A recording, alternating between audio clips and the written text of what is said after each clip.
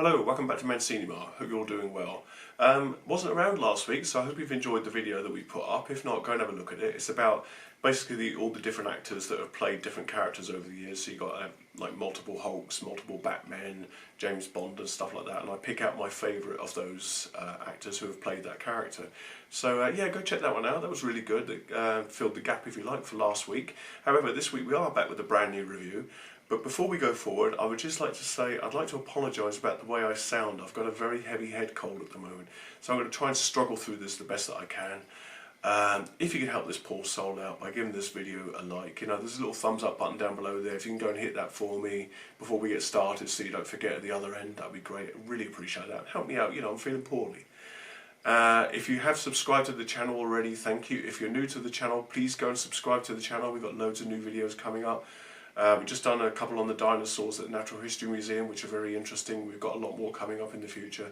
So if you can go and subscribe to the channel for me, if you haven't done so before, that'd be great. If you have subscribed before, don't subscribe again because it unsubscribes you, if that makes sense. But yeah, if you're new to the channel, please subscribe to the channel. I greatly appreciate that, thank you. And if you can hit the notification bell, that'll let you know when I've done another video. Right, let's get this going before my voice gives out for good. What are we looking at today? What we're looking at today is a movie that came out on Friday, which is called Ant-Man and the Wasp: Quantumania. It's the third in the Ant-Man series. So let's take a look at that. So in Ant-Man and the Wasp: Quantumania, life seems to be very rosy for Scott Lang, played by Paul Rudd once again. He's in love with Hope, stroke the Wasp, who's played by Evangeline Lilly. He's getting on very well with Hank Pym and Janet Van Dyne, so that's Michael Douglas and Michelle Pfeiffer. And life seems to go very, very well for him. He's having a great life, if you like. You see him at the beginning going to a coffee shop, talking to the people as he's walking down the street. So yeah, everything's really good for him, apart from one thing, and that is his daughter Cassie has decided to follow in her father's previous footsteps as a bit of a burglar, and she's basically in jail at the beginning of this movie, so he has to go and get her out from jail. That part of the plot doesn't really stick around very long, and all it makes me wonder is that whether they're just putting that in there to show later on that she's developed some of her father's skills and she's picked up on some of her father's traits. So yeah, they don't really explore too much in the way of that part of the plot. It's kind of introduced, she's in jail, he goes along, gets her out, and then the movie moves on with the main plot. So yeah, I don't know why they put that bit in there, but interesting nonetheless. Like I say, I think it was just for character development for once they get into the quantum realm. However, Cassie is somewhat of a genius. She invents a device which allows them to communicate with the quantum realm. They can send messages down into the quantum realm, and the quantum realm can communicate back up again. However, this worries Janet, played by Michelle Pfeiffer, and she promptly warns Cassie not to use this device and to switch off. Of course, Janet herself was trapped down there for 30 years. Before you know it, the device goes haywire. Everybody in the room, Cassie, her dad, Hank, and Janet, Cassie herself, they all get sucked down into the quantum realm, and you get this quite nice visual feast as they're going through this kind of a tunnel as they travel down there and all these things flying past. I thought that was really good, and just a shame we didn't get to see the movie in 3D because I think that would have looked quite spectacular. However, they land in the quantum realm, and what is the plot now? The plot is to get out of the quantum realm.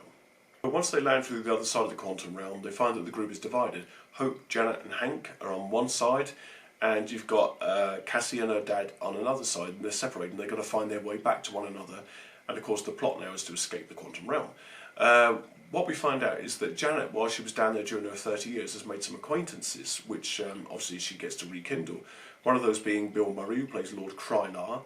I kind of hoped that Bill Murray being in the film would have been a little bit funnier, a little bit like old Bill Murray, but he plays the role relatively straight. I mean, he's very good in the part, but I just wanted him to be a little bit more Bill Murray, if you know what I mean, a little bit sarcastic, a little bit cheeky, but yeah, he plays the role quite straight. But he's a welcome addition to the film, and there's a good part with him in there where they're all sat in a bar, kind of like the Star Wars cantina, really, if you like.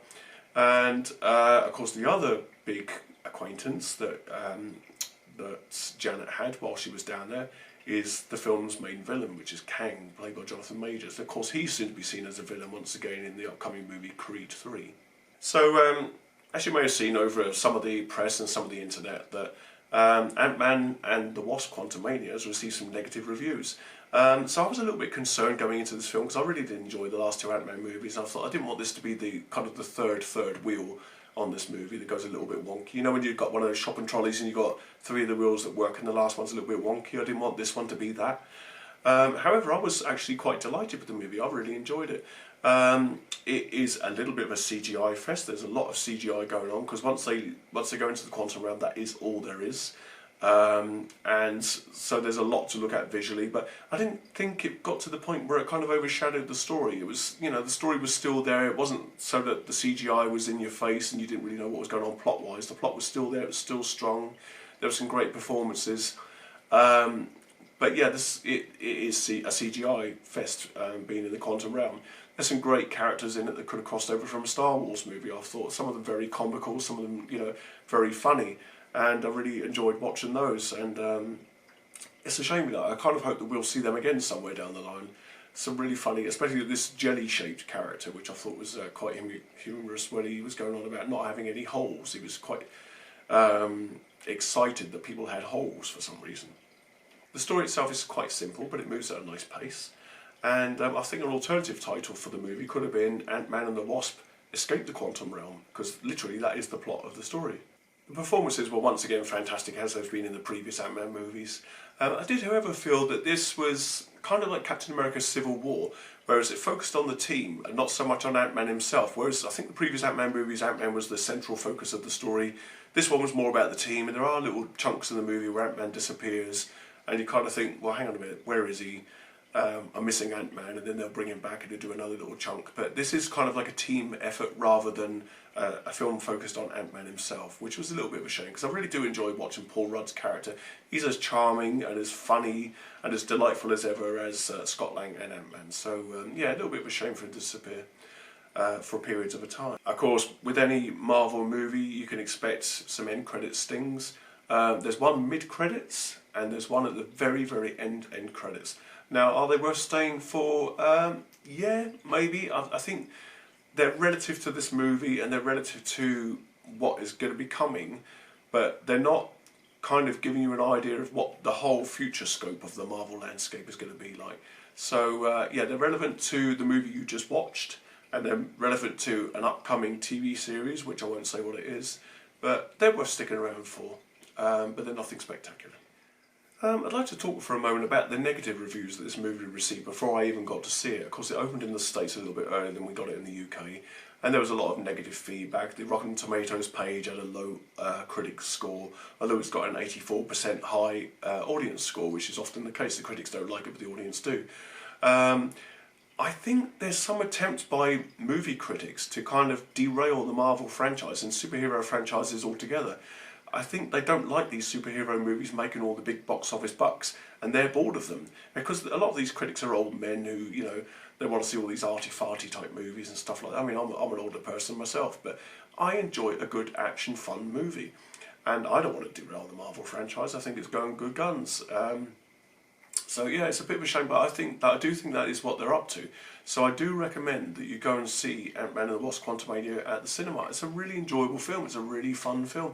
They're making it out as if it's like the worst thing that's ever come out of the earth. You know, Marvel have had a few hiccups along the way. I didn't particularly like the Eternals. I thought it was a really boring, non-interesting kind of Marvel movie, and Phase 4 hasn't been particularly great. However, Ant-Man and the Wasp: Quantumania, I think, is a step back on the right track. I think it's relevant to what came before in the previous Marvel movies leading up to kind of Avengers Endgame and that kind of movie. And of course afterwards we've got Guardians of the Galaxy Volume 3, which I think will bring us back on track once again, although the critics I'm sure will have their knives out for that. However, I say go and see Ant-Man and the Wasp: Quantumania at the cinema. It is a visual feast. There's some fantastic performances. Like I said, Paul Rudd, absolutely charming in the role. The other characters are amazing to watch as well. It's an enjoyable film. It is setting up the next movie and the next batch of movies leading up to Kang Dynasty with the Avengers and also Secret Wars further down the line. But yeah, please go and see Ant-Man and the Wasp: Quantumania at the cinema and prove these critics wrong. And if you get the opportunity to go on Rotten Tomatoes, it's free to join, just go and give it an audience boost. Just go and say, I like this film, I enjoyed it. If you enjoyed the film, of course, I don't want to force you to say things you don't want to say, but if you go on to Rotten Tomatoes and you did enjoy the film, just give it that high score. Show the critics that we love these movies even if they don't. and they're the ones that are trying to derail it. They're the ones that are going to try to stop Marvel movies from being at the cinema. Of course, if they can convince enough audiences not to go, then if the audiences stop going to see these films, then the films stop making money, and then Marvel will stop making these movies. So go and support your superhero movies if you enjoy them. That's what I'll say. So yeah, so for pure visual splendour, great performances, a fun ride, you know. You don't get often many of those at the cinema nowadays, but every now and again one of these pops up, and it is a good fun movie. It's kind of akin to some of the earlier Star Wars movies as well. So go and see it. Go and see Ant-Man and the Wasp: Quantumania. Really did enjoy it. What have we got coming up next week for you? It's a film whose title I don't think I'm allowed to mention on YouTube, but it involves a bear who finds a packet of white stuff, and it's not flour and it's not sugar, and he goes a little bit crazy. I think if you Google it, you'll know what I'm on about, but I'm not going to mention it on this particular video. However, I'll be back to review the film, hopefully with a voice, next week. Until then, you look after yourselves, don't get a cold, don't feel as rough as I'm sounding right now, and if you could please like this video, help this poor old soul out by giving the video a thumbs up. Those of you who haven't subscribed to the channel, please subscribe to the channel.